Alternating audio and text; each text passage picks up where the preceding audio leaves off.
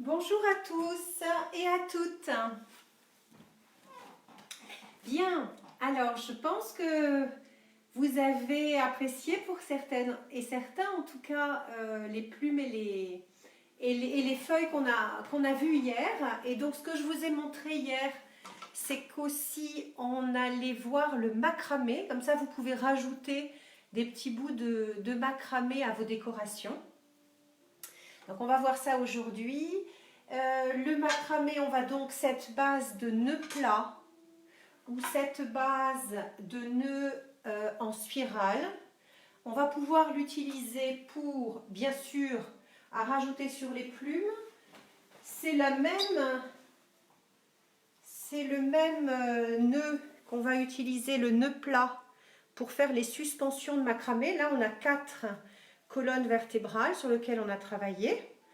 Et le nœud en spirale que vous trouvez là, qui est ultra facile à faire. Ça a été fait donc avec de la ficelle comme ça. Mais on peut aussi faire des suspensions avec de la laine, comme ça. Et on peut également, je vous ai fait ça rapidement hier pour vous montrer. Vous voyez de temps en temps sur internet des présentations. Là, je vous ai fait deux couleurs. Donc, vous voyez des choses comme ça sur internet qui paraissent très compliquées, en fait, qui sont très simples. À partir du moment où vous connaissez le nœud plat, vous pouvez réaliser ce genre de travail. Donc celui-ci fait 20 cm, mais ça peut être quelque chose qui fasse 1 mètre sur 1 mètre, aucun souci. C'est le même nœud plat, nœud plat, nœud plat. Partout c'est un nœud plat. Et là c'est juste de l'enfilage de laine, exactement comme vous avez fait la feuille. Brin après brin, brin après brin, qui a été noué sur ce fil-là. Je vais vous le montrer. Voilà. Donc aujourd'hui, ce qu'on va voir, c'est le nœud plat et le nœud torsadé, de manière à ce que vous puissiez après refaire n'importe quel travail de décoration. Ou si vous voyez une technique sur internet qui vous intéresse et que vous vous dites, oula, ça paraît compliqué, une fois que vous connaissez ces 2 points, vous savez le faire. Et là, c'est ce que je vous avais rapidement montré hier. J'avais envie d'avoir une plume un petit peu folle, enfin une feuille, pardon, un peu folle. Et là, j'ai fait une base de macramé en nœud plat.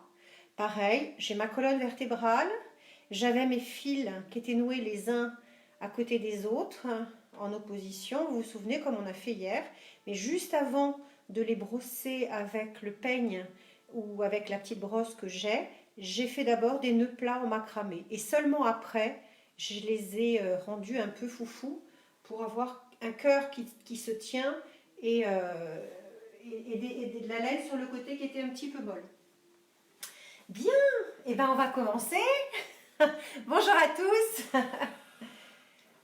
Alors j'ai pas mes lunettes, donc j'ai pas pu voir qui me faisait coucou, mais je vous embrasse très fort et je vous renverrai un petit message après. Alors je me suis mis ma table comme ça. J'ai vu aussi que tout ce que j'expliquais, main droite, main gauche, c'était en opposition sur la vidéo. Bon, c'est pas très grave. Vous avez quand même compris le principe. Alors juste avant de commencer, je voulais vous dire, on peut faire ce genre de macramé avec n'importe quoi. Avec de la ficelle comme ça, c'est évidemment fantastique pour les suspensions. On peut faire avec de la grosse ficelle comme ça. On peut faire, attends, je vais pousser au fur et à mesure. On peut faire avec de la laine. Donc si on prend de la laine ou un fil de coton qui est très fin, comme ça, forcément vous aurez un travail qui sera tout petit comme ça. Alors ça c'est très bien, les enfants souvent utilisent cette technique pour les bracelets. Donc ils peuvent très bien vous faire, apprendre avec vous la technique et vous faire un joli petit bracelet.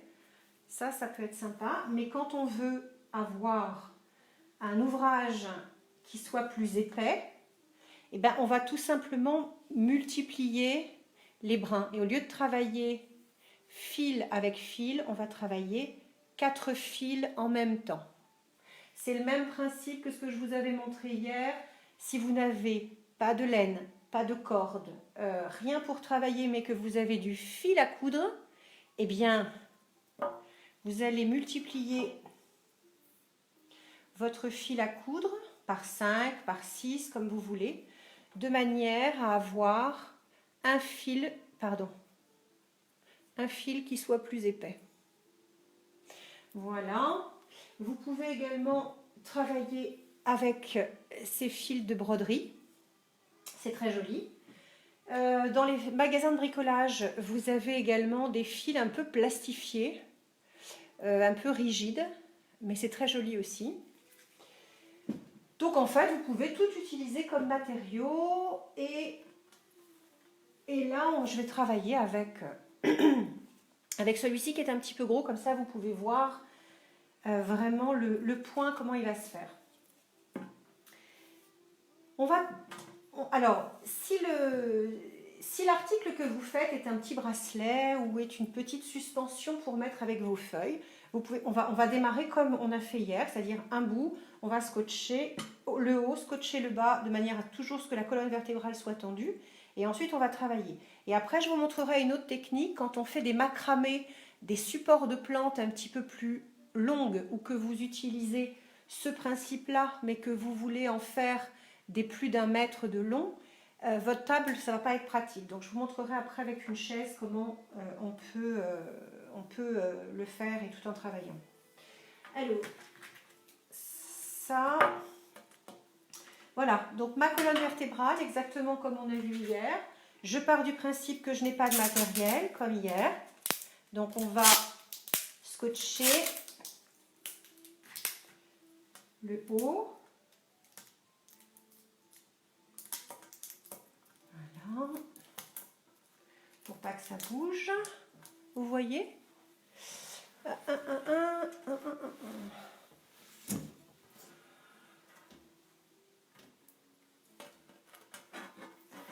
Ensuite, je vais scotcher le bas.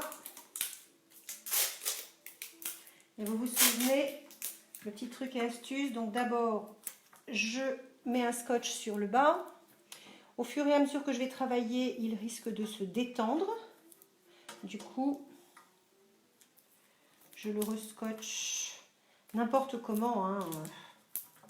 Après, vous le retirerez. Donc, je le scotche à l'envers. Voilà, pour pouvoir avoir un fil qui soit un petit peu plus tendu. En règle générale, on prend au moins le double de sa colonne vertébrale pour travailler. Alors, 1 et 2. Donc, je vais avoir besoin d'un fil à ma droite et un fil à ma gauche de chaque côté. Donc, la même taille. Je la prends en double.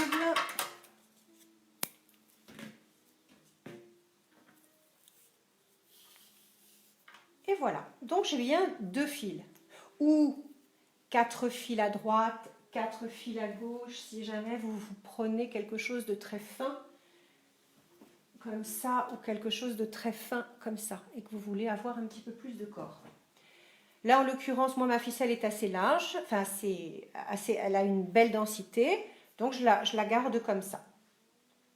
Alors, on peut utiliser maintenant, pour le support du haut, on peut utiliser alors des anneaux de rideau, qui ne vous servent pas, en bois, en plastique, n'importe quoi.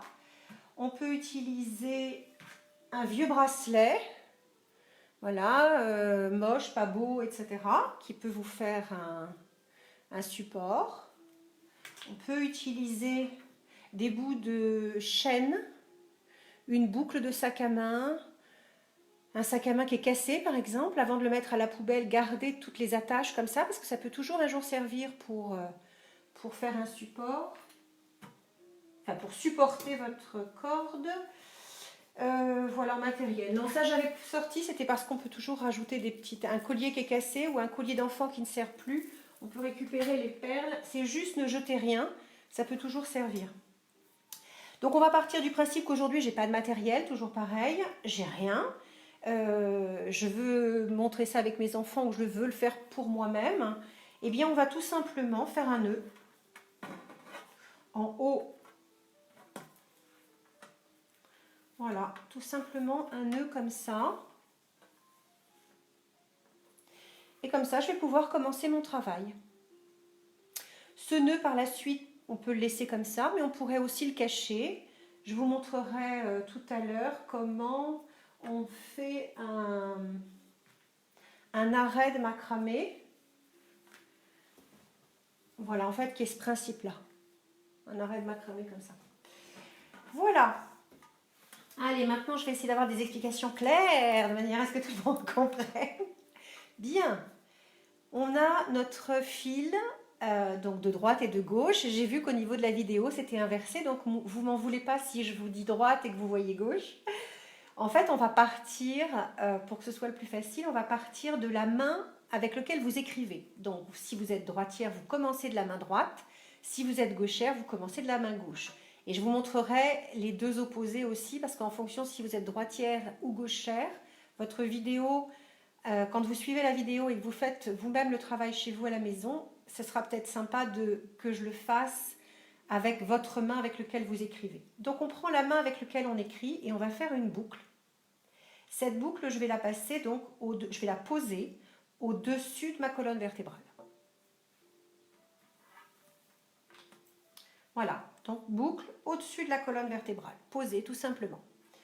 On va prendre le fil opposé, on va le poser par-dessus le bord libre et on va passer en dessous de la colonne vertébrale et à l'intérieur de la boucle.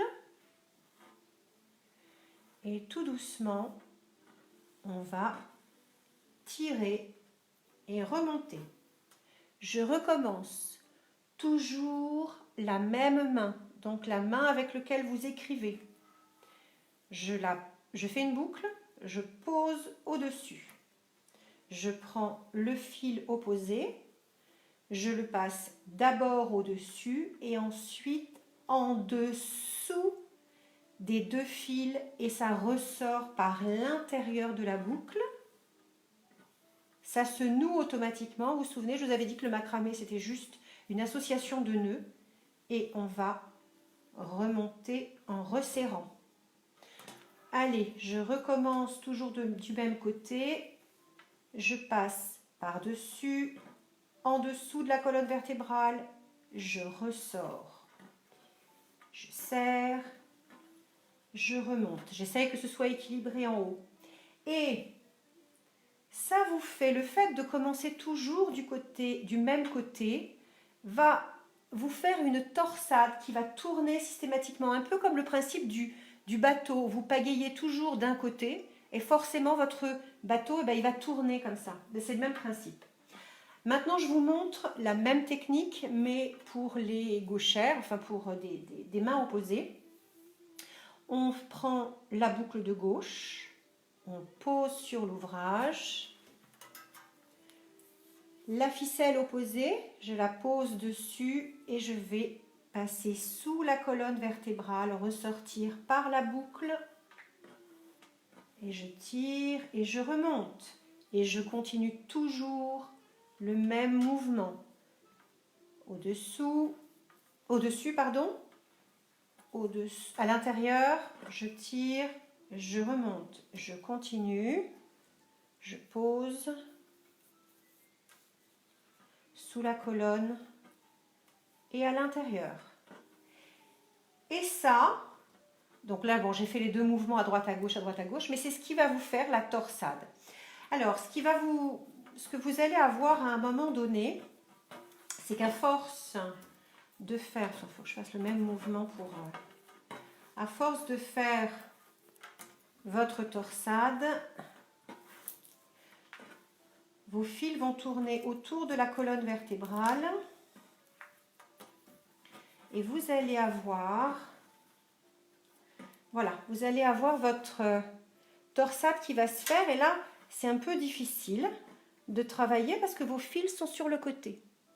Rien ne vous empêche, donc ça c'était le fil qui était de ce côté-là, hein. Donc hop, hop et hop, rien ne vous empêche de tout retourner pour continuer à travailler comme ça.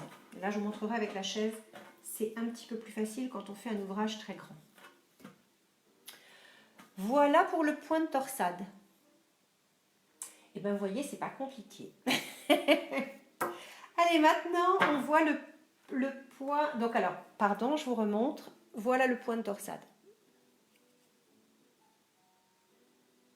Donc, ça peut être que du point de torsade ou vous pouvez associer du point de torsade et du point plat. Donc, maintenant, on va voir le point plat. Le point plat, c'est exactement le même. La seule différence, c'est qu'on va travailler une fois à droite, une fois à gauche, une fois à droite, une fois à gauche.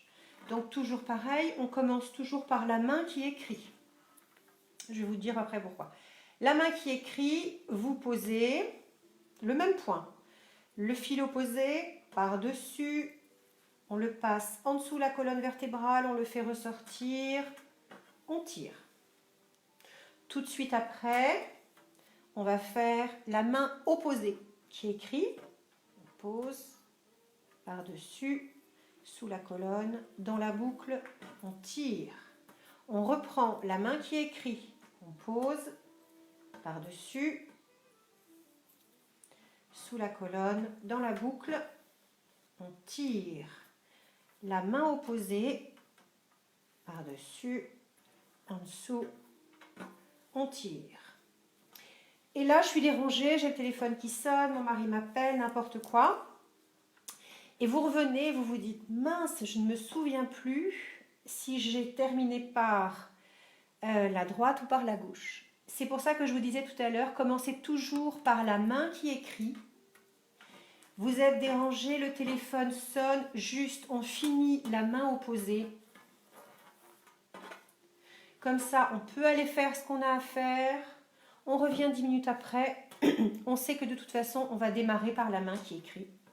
Et on ne pourra pas se tromper et votre nœud sera correctement plat. Voilà, vous voyez bien, je pense. Sur du gris, on voit bien. Donc le truc, c'est de vraiment bien serrer correctement, d'avoir la même pression quand on serre les fils. Parce que si vous avez une pression lâche, je vais vous en faire un lâche. Voilà. Je vais vous en faire un plus serré juste après.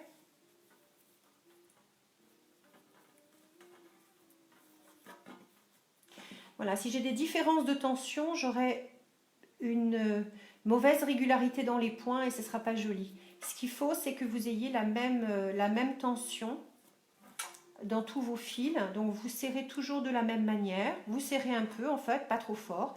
Et comme ça, vous avez la même force pour tout le long. Et bien voilà, on a fini. C'était pas compliqué, hein? Alors maintenant, je vais vous montrer comment on arrête. Bien. Avant d'arrêter, je voudrais juste vous montrer quelque chose. Si vous avez envie, vous pouvez me redemander, vous pouvez revoir d'autres tutos. On imagine que vous avez un ouvrage où vous avez plusieurs comme ça et que vous avez envie de les relier les uns aux autres. Bon, là, ils sont pas identiques, hein, mais c'est pas grave. Et bien, pour les relier les uns aux autres, là, c'est ma colonne vertébrale, là, c'est mes fils de droite et mes fils de gauche. Ben, c'est très simple. Donc là, par contre, je suis obligée de retirer ce scotch du bas. Ben, c'est très simple pour les relier les uns aux autres. Donc, c'est un peu ce qu'on fait. C'est ce qu'on fait là. Je vais retirer la plante. C'est une fausse plante, hein. Voilà. Pour les relier, là, c'était ma colonne vertébrale et ma spirale avec mon fil de droite et mon fil de gauche. Là, c'était la colonne vertébrale de ce bout avec le fil de droite et le fil de gauche. Et bien là, j'ai pris les deux fils opposés, je les ai transformés en colonne vertébrale. Et un des fils de la colonne vertébrale de celui-ci et un des fils de la colonne vertébrale de celui-ci vont être le fil de droite et le fil de gauche pour faire un nœud plat. Donc j'ai laissé à chaque fois la valeur de 2-3 phalanges. Vous essayez de regarder à la même dimension, mais c'est pas compliqué pour réunir. C'est le même travail également pour faire ça. Donc là, sur un bout de bois, alors je suis très récup, donc j'avais un vieux calendrier chinois. Et au-dessus du calendrier chinois qui se déplie, il y avait des bouts comme ça en bois. Je l'ai récupéré pour faire ça. Mais vous pouvez prendre un bout de bois dehors, une branche ou toute autre chose que vous voulez récupérer.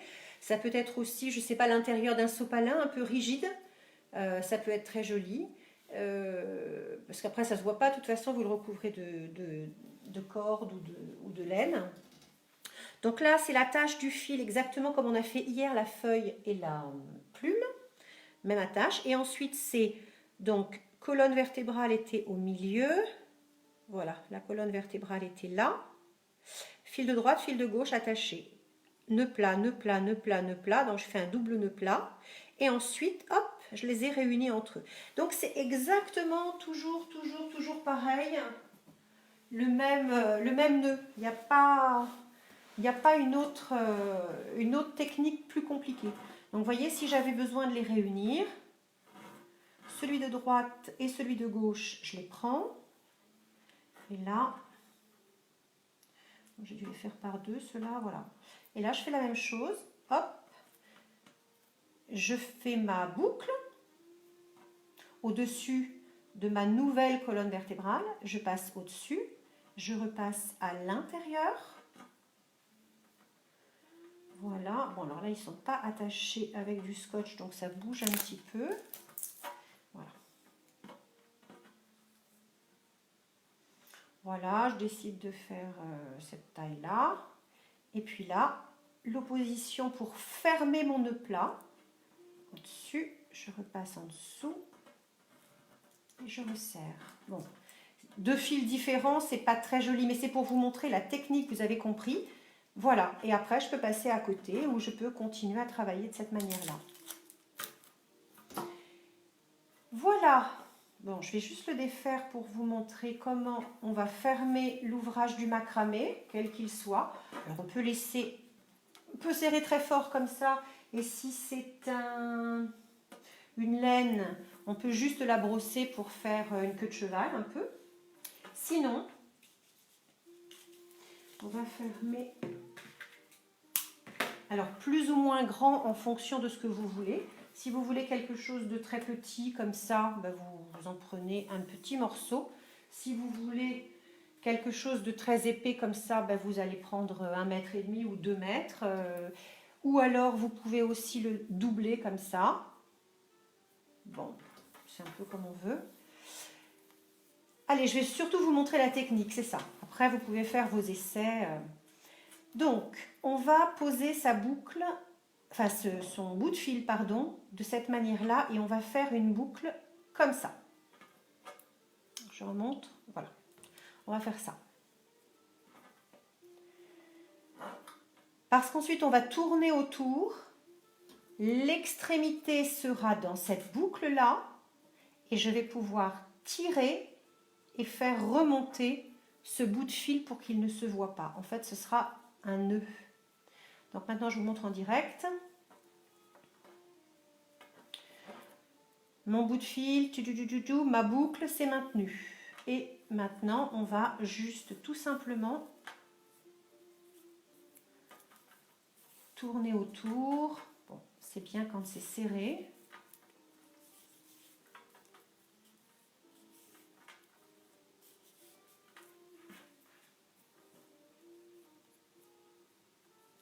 Donc je vous ai dit, plus ou moins épais, plus ou moins long, en fonction de ce que vous voulez. Voilà, donc je vous montre le principe. Vous vous souvenez, on a laissé cette petite boucle, on la passe à l'intérieur. Et on va tirer et ça va remonter. Je ne sais pas si vous avez bien vu.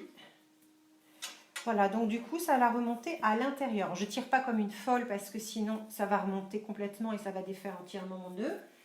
À ce moment-là, vous pouvez couper.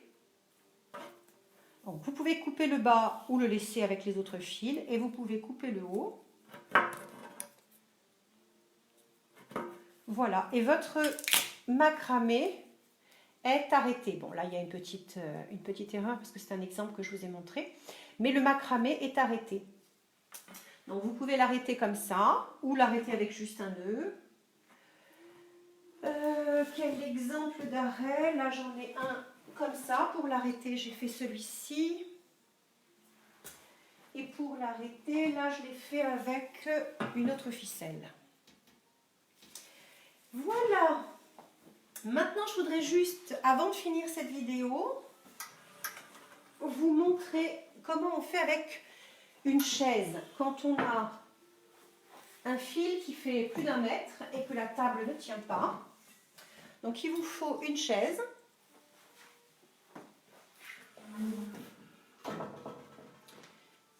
Et on va prendre... Pareil, je vais prendre cette ficelle-là pour bien vous montrer. Donc, j'imagine que je vais faire quelque chose de très grand. Voilà, quelque chose de très grand comme ça. Ça, c'est ma colonne vertébrale. Et maintenant, je prends mes grands fils. Donc, on a dit le double. Hop, une fois.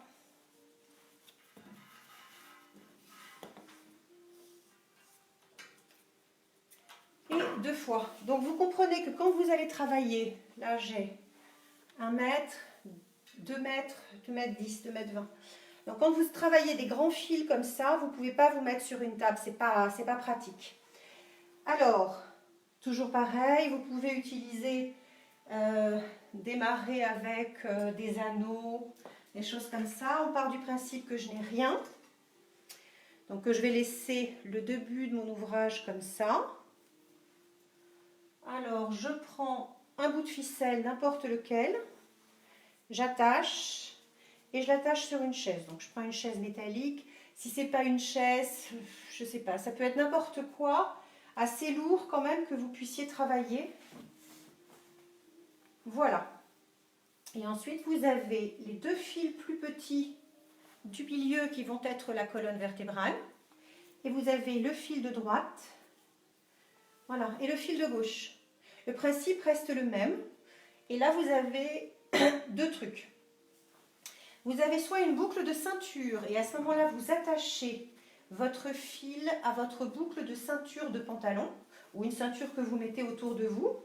Voilà, comme ça, vous pouvez faire un petit nœud, et ensuite, vous pouvez travailler, votre fil est tendu. Droite, gauche, etc. Sinon, vous n'avez pas de boucle, ou ce n'est pas pratique, ou vous n'y arrivez pas, et que votre chaise ou le support que vous utilisez a une autre attache un petit peu plus bas, eh bien, tout simplement, vous allez faire un nœud. Voilà. Et comme ça, vous avez une colonne vertébrale qui est un petit peu plus rigide. Vous voyez bien, oui. Alors, je vais m'approcher. Non, vous voyez comme ça. Donc, là, c'est le même principe que quand on était sur la table. Au début, c'est un tout petit peu plus compliqué parce que vous n'avez pas le support de la table. Mais la technique est la même, exactement la même, il n'y a aucun changement. On veut faire le nœud le plus facile, c'est le nœud torsadé, parce que c'est toujours du même sens. On part toujours pareil, donc ça c'est le droit, gauche, voilà. Une boucle au-dessus de la colonne vertébrale, l'autre passe en dessous, dans la boucle, il ressort. Alors je ne vais pas le faire trop haut, parce que je vais laisser la boucle, voilà. Et on est en nœud torsadé, donc c'est toujours du même sens. Ah pardon, je l'ai fait avec ma technique, qui est la même, mais je ne vais pas jusqu'au bout, donc je voudrais être un petit peu plus explicite. Voilà, je reprends, pardon. La boucle, on est donc au-dessus, celle-ci, au-dessus du fil, en dessous de la colonne vertébrale, et on tire. C'est exactement le même. Donc hop, moi je le fais un peu plus vite, c'est-à-dire que je maintiens ma boucle. Celle-ci, je la maintiens avec un autre doigt. Celle-ci, je la passe là et je vais chercher. Voilà. Est-ce que j'ai comme ça, au-dessus, et je vais chercher mon fil à l'intérieur. C'est la même chose. Et voilà, et là vous voyez, ça tourne. Toujours du même côté. Pareil, on veut faire au nœud plat. Donc là, juste, je préfère un peu travailler avec la boucle de ceinture. Ça tient mieux, mais bon. Après, vous verrez ce que vous préférez. Mais il faut que la colonne soit tendue. Voilà. Et si on veut faire un nœud plat, eh ben, on fait la même chose. Maintenant, je vous montre dans l'autre sens. La boucle à gauche ou à droite, je ne sais plus comment ça va faire au niveau de la vidéo. Ça par-dessus, on le passe en dessous. On le fait ressortir par l'intérieur de la boucle. On sort. Après, la main qui écrit. Voilà. En dessous, on fait ressortir dans la boucle. Voilà, la main en opposition qui n'écrit pas. Ressortir, sauf si vous êtes ambidextre. Voilà, la main qui écrit. Je passe en dessous, je fais ressortir. Voilà. Et je continue, et je continue. Et là, j'ai un nœud plat. J'ai envie de faire un effet comme j'ai fait tout à l'heure. Je vais prendre un petit peu plus loin et je vais refaire un nœud plat un petit peu plus bas. Donc, je passe. Je vais faire voilà, cette espèce-là. Je ferme mon nœud plat à ma main en opposition qui n'écrit pas. Voilà, j'ai mon nœud plat. J'ai envie de repartir en torsade, ben je repars en torsade et un petit peu plus loin, ou j'ai pas envie, j'ai envie de refaire encore une épaisseur, ou j'ai envie de mettre une perle, auquel cas je détache.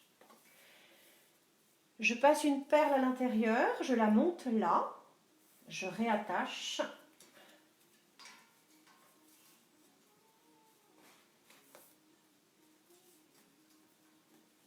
Bon, c'est un peu long, mais c'est pas compliqué. Donc la perle est là. Bon, après, vous pouvez la maintenir avec un petit fil, ça c'est pas gênant. Vous pouvez faire un petit nœud, voilà. Et puis, vous pouvez redémarrer après la perle. Si les fils sont pas trop épais ou si votre perle est très large, vous pouvez aussi utiliser la totalité des fils pour pouvoir glisser votre perle. Eh bien, voilà. On a fini. Eh bien, j'espère que ça vous a plu, j'espère que j'ai été suffisamment explicite, que vous avez bien vu, parce que c'est pas toujours facile avec une caméra, quand il y a quelqu'un qui tient la caméra et qui peut s'approcher comme ça de très près, c'est beaucoup plus simple. Moi, elle est fixée sur une autre chaise, donc j'utilise toutes les chaises de la maison à droite et à gauche pour faire mes trucs. Heureusement, je suis toute seule, Pierre n'est pas là. Je gère mon espace. Voilà, en tout cas, je vous remercie infiniment. Je vous souhaite de passer un bon fin de week-end, un bon début de semaine, même si nos jours, on est un peu perdus en ce moment, de garder un bon moral, d'avoir plein d'activités. Moi, je vais vous préparer plein de petites choses pour la semaine prochaine. Je vous annoncerai dans la semaine certainement ce que je vais faire.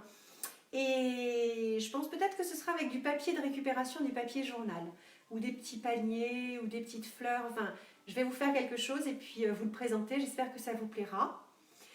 Et bon courage pour ce confinement. Éclatez-vous bien. Vous avez quoi que ce soit, une question, je serai toujours là pour vous répondre. N'hésitez pas toute cette semaine. Et à tout bientôt. Bye bye à tous. Au revoir. Et je vais voir maintenant les petits mots que vous m'avez mis.